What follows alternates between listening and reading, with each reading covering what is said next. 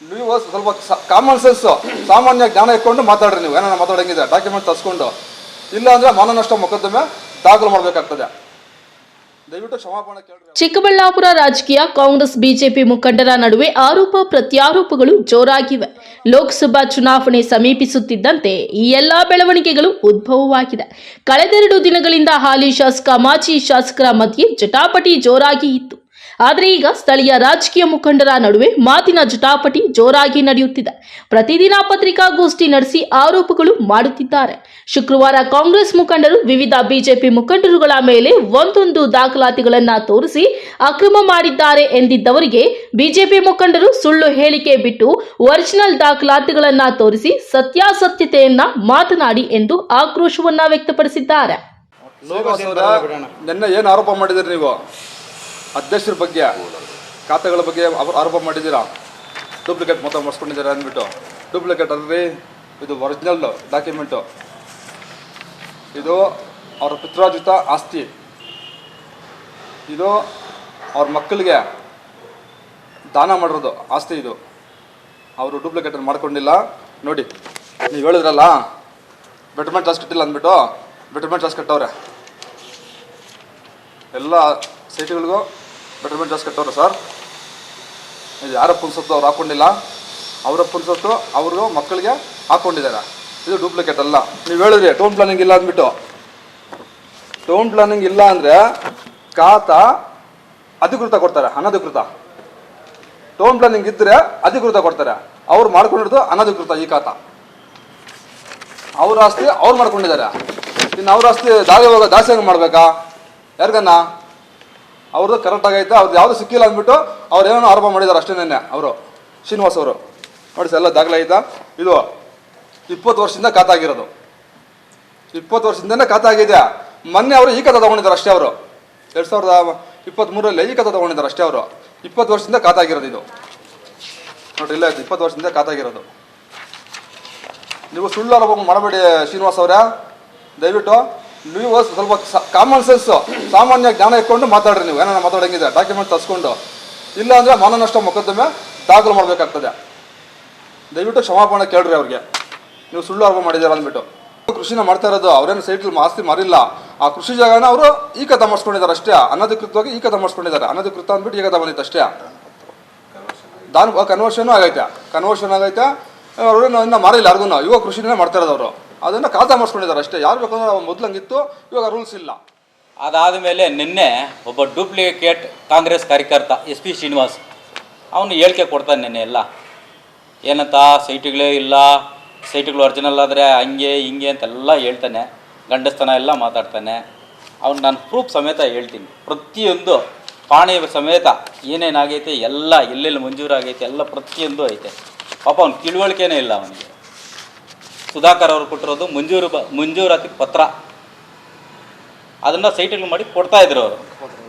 22,000 site ಹಕ್ಕುಪತ್ರಗಳು ಮಾಡಿ ಅವ್ರಿಗೆ ಕೊಡ್ತಾಯಿದ್ರು. ಇದೆಲ್ಲ ಒರಿಜಿನಲ್ ಡಾಕ್ಯುಮೆಂಟ್. ನಾನು ಇವಾಗೂ ಹೇಳ್ತೀನಿ, ಇದೆಲ್ಲ ಒರಿಜಿನಲ್ ಆಗೈತೆ. ಬೇಕಾದರೆ ಅವ್ರ ಶಾಸಕರು ಪ್ರದೀಪ್ ಈಶ್ವರ್ ಅವ್ರನ್ನ, ಅವರು ಇವಾಗಿರೋಂಥ ಎಲ್ಲ ಅಧಿಕಾರಿಗಳನ್ನ ಕರ್ಕೊಂಡು ಬಂದು, ಇದಕ್ಕೆ ಸಂಬಂಧಪಟ್ಟಿರುವಂಥ ಅಧಿಕಾರಿಗಳನ್ನೆಲ್ಲ ಕರ್ಕೊಂಡು ಬಂದು ನಂದಿ ದೇವಸ್ಥಾನಕ್ಕೆ ಬದಲಿ ಇದು ಒರಿಜಿನಲ್ ಆದರೆ ಪ್ರೂವ್ ಆಗಲಿ, ಇಲ್ಲ ಅಂದರೆ ಅವ್ರು ಹೇಳ್ದಂಗೆ ರಾಜೀನಾಮೆ ಕೊಡ್ತಾರೆ ಅವರು. 22,000 ಸೈಟು ನಾವು ಪ್ರೂವ್ ಮಾಡ್ತೀವಿ ಇದು ಒರಿಜಿನಲ್ ಅಂತ. ಯಾವುದು ನಿನ್ನೆ ಕಾಳಿ ಅಲೆ ತಗೊಂಡು ಬಂದು ಈ ಥರ ಎಲ್ಲ ತೋರಿಸಿದ್ರು, ಹೀಗೆಲ್ಲ ಮಾಡಿದ್ರು ಅಂತ ಹೇಳಿದ್ರು. ಇಲ್ಲೆಲ್ಲ ಒರಿಜಿನಲ್ ಡಾಕ್ಯುಮೆಂಟ್ ಐತೆ. ನೀನು ಡೂಪ್ಲಿಕೇಟ್ ಕಾಂಗ್ರೆಸ್ ಕಾರ್ಯಕರ್ತ. ನೀನು ಗೆದ್ದಿದ್ದ ಬಾಲ. ನೀನು ಯಾರು? SP ಶ್ರೀನಿವಾಸ್. 2013ರಿಂದ 2018ರವರೆಗೂ ಸುಧಾಕರ್ ಜೊತೆಯಲ್ಲೇ ಇದ್ದರು ಅವರು. ಆಮೇಲೆ ಬೈ ಎಲೆಕ್ಷನ್ಗೆ ತಿರ್ಗಾ BJPಗೆ ಬಂದರು ಅವ್ರ ಜೊತೆಯಲ್ಲಿ.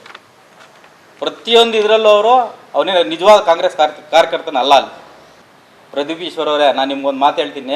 ಇಂಥ ಡೂಪ್ಲಿಕೇಟ್ ಕಾಂಗ್ರೆಸ್ ಕಾರ್ಯಕರ್ತನ ನಂಬೇಡ. ಇಂಥವ್ರನ್ನ ದೂರ ಇಡು. ಇವನು ನನಗೆ ಯಾರು SP ಶ್ರೀನಿವಾಸು, ನೀವು ಎಲೆಕ್ಷನ್ ನಾಳೆ ವೋಟಿಂಗ್ ಅನ್ನೋ ಗಂಟ ಪ್ರತಿಯೊಂದು ಪ್ರತಿಯೊಂದು ವಾಟ್ಸಪ್ಪಲ್ಲಿ ನಿಮ್ಮ ಬಗ್ಗೆ ಇಷ್ಟಿಷ್ಟು ಕೆಟ್ಟದಾಗ ಹಾಕೋರಿ ಅಂತ ನನ್ನ ಹತ್ರ ಇನ್ನೂ ಹಂಗೆ ಐತೆ. ನಿಮ್ಮ ಬಗ್ಗೆ ವಿರುದ್ಧವಾಗಿ ಪೋಸ್ಟರ್ಸ್ ರೆಡಿ ಮಾಡಿ ನನ್ನ ಕೈಯಲ್ಲಿ ಫಾರ್ವರ್ಡ್ ಮಾಡಿಸ್ತಾ ಇದ್ದಿದೆ ಇದೇ SP ಶ್ರೀನಿವಾಸ್. ಬನ್ನಿ ನಂದಿ ದೇವಸ್ಥಾನಕ್ಕೆ, ನೀವು ಬನ್ನಿ, ಶ್ರೀನಿವಾಸನ ಕರ್ಕೊಂಡು ಬನ್ನಿ. ಬೇಕಾದರೆ ನಾನು ಮಾಹಿತಿ ಸಮೇತ ಕೊಡ್ತೀನಿ ನಾನು. ಇನ್ನು ಅದೇ ರೀತಿ ನಗರಸಭೆ ಚುನಾವಣೆಯಲ್ಲಿ ಕಾಂಗ್ರೆಸ್ ಪಕ್ಷದಿಂದ ಗೆದ್ದು ಹಣದಾಸೆಗೆ ಸುಧಾಕರ್ ಬಣ ಸೇರಿಕೊಂಡಿದ್ದಾರೆ ಅನ್ನೋ ಕಾಂಗ್ರೆಸ್ ಆರೋಪಕ್ಕೆ ಟಕ್ಕರ್ ನೀಡಿರುವ ಬಿಜೆಪಿ ಮುಖಂಡರು, ನಾವು ಅಭಿವೃದ್ಧಿ ಕೆಲಸಕ್ಕಾಗಿ ಪಕ್ಷ ಬಿಟ್ಟು ಹೋಗಿದ್ದು, ಅದು ಬಿಟ್ಟು ಹಣದ ಆಸೆಗಾಗಿ ಅಲ್ಲ.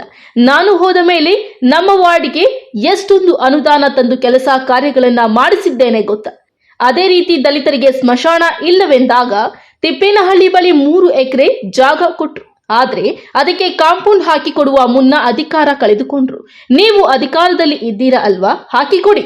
ಅದು ಬಿಟ್ಟು ಬಾಯಿಗೆ ಬಂದ ಹಾಗೆ ಮಾತನಾಡುವುದು ಬಿಡಿ ಎಂದು ಗರಂ ಆದ್ರು.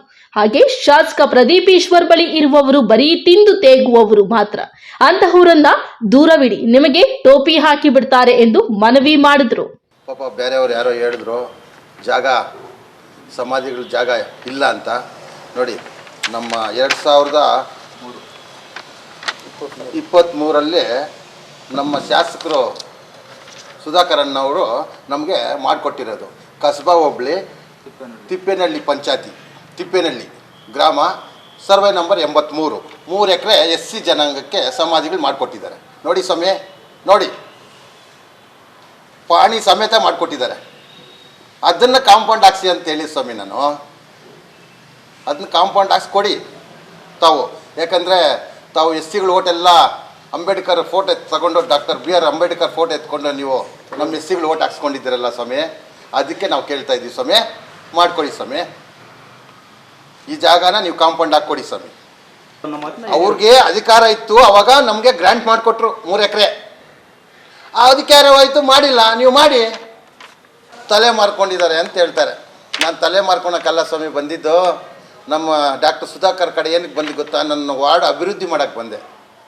2 ಕೋಟಿ ರೂಪಾಯಿ ಅನ್ನದಾನ ಬಿಟ್ಟಿದ್ದಾರೆ ನನಗೆ, ನನ್ನ ವಾರ್ಡ್ಗೆ ಮಾತ್ರ, 7ನೇ ವಾರ್ಡ್ಗೆ ಗಂಗನಮಿದ್ದಿ ನಿಮ್ಮಾಕ ಕುಂಟೆಗೆ 2 ಕೋಟಿ ರೂಪಾಯಿ ಕೊಟ್ಟಿದ್ದಾರೆ ಅನ್ನದಾನ. ನಾನು ಪ್ರದೀಪ್ ಈಶ್ವರ್ ಅವ್ರಿಗೆ ಒಂದೇ ಒಂದು ಮಾತು ಹೇಳೋಕ್ಕೆ ಇಷ್ಟಪಡ್ತೀನಿ. ಸ್ವಾಮಿ, ಈಗ 2-3 ಇವರು ಮುಂಡಾಯಿಸ್ಕೊಂಡು ಬಂದಿದ್ದಾರೆ, ಇನ್ನೂ ನಿಮ್ಮನ್ನು ಮುಂಡಾಯಿಸೋಕೆ ಬರ್ತಾರೆ. ನೀವು ಎಚ್ಚರಿಕೆಯಿಂದ ಇದ್ದರೆ ನಿಮಗೆ ಒಳ್ಳೆಯದು. ಇಂಥ ಕಿಡಿಗೇಡಿಗಳು ಮಾತಾಡ್ದಂಗೆ ಮಾತಾಡ್ತಾರೆ ಇವರು. ಏನೋ SP ಶ್ರೀನಿವಾಸ್ ಆಗ್ಬೋದು, ಇಲ್ಲ ಡ್ಯಾನ್ಸ್ ಶ್ರೀನಿವಾಸ್ ಆಗ್ಬೋದು, ಇವರಿಬ್ಬರೂ ಏನೇನು ಅನುಕೂಲಗಳು ಮಾಡ್ಕೊಬೇಕು ಎಲ್ಲ ಪಡ್ಕೊತಾರೆ. ಲಾಸ್ಟ್ ಮೂಮೆಂಟಲ್ಲಿ ಸ್ವಾಮಿ ನೀವು ಇವರು ಯಾರು ಚಿಕ್ಕಬಳ್ಳಾಪುರ ಉತ್ಸವ ಮಾಡಿದ್ರಲ್ಲ ನಮ್ಮ ಸಾಹೇಬರು, ಆವಾಗ ಜವಾಬ್ದಾರಿ ತಗೊಂಡ್ರಲ್ಲ, ಏನೇನು ಮಾಡಿದ್ದೀರಾ ಏನು ಎಲ್ಲ ನಮ್ಗೆ ಗೊತ್ತಿದೆ. ನಾವು ಮಾತಾಡೋಕ್ಕೆ ಬರ್ತಾಯಿಲ್ಲ, ನಾವು ಮಾತಾಡಬಾರ್ದು ಅಂದ್ಕೊಂಡೇ ಇದ್ದಿದ್ದು. ಬಟ್ ನೀವು ಅತಿಯಾಗಿ ಮಾತಾಡೋಕ್ಕೆ ಬಂದರೆ ನಾವು ಇನ್ನೂ ನಿಮ್ಮದು ಎಳೆ ಆಗಿ ಬಿಚ್ಚಿಡಬೇಕಾಗ್ತದೆ. ಅದೆಲ್ಲ ಬೇಡ. ಚಿಕ್ಕಬಳ್ಳಾಪುರ ರಾಜಕೀಯದಲ್ಲಿ ಹಾಲಿ ಮಾಜಿ ಶಾಸಕರುಗಳ ಮಧ್ಯೆ ಇದ್ದ ಮಾತಿನ ಗುದ್ದಾಟ ಈಗ ಕಾಂಗ್ರೆಸ್ ಬಿಜೆಪಿ ಮುಖಂಡರುಗಳ ನಡುವೆ ವೈಯಕ್ತಿಕ ಆರೋಪಗಳು ನಡೆಯುತ್ತಿದ್ದು, ಬಿಜೆಪಿ ಮುಖಂಡರು ಸತ್ಯಾಸತ್ಯತೆಗಳ ಬಗ್ಗೆ ರುಜುವಾತು ಮಾಡಲು ನಾವು ಬಹಿರಂಗ ಸಭೆಗೆ ಸಿದ್ಧ ಎಂದು ಚಾಲೆಂಜ್ ಹಾಕಿದ್ದಾರೆ. ಕಲವಾರ ಅರುಣ್, MMTV ನ್ಯೂಸ್, ಚಿಕ್ಕಬಳ್ಳಾಪುರ.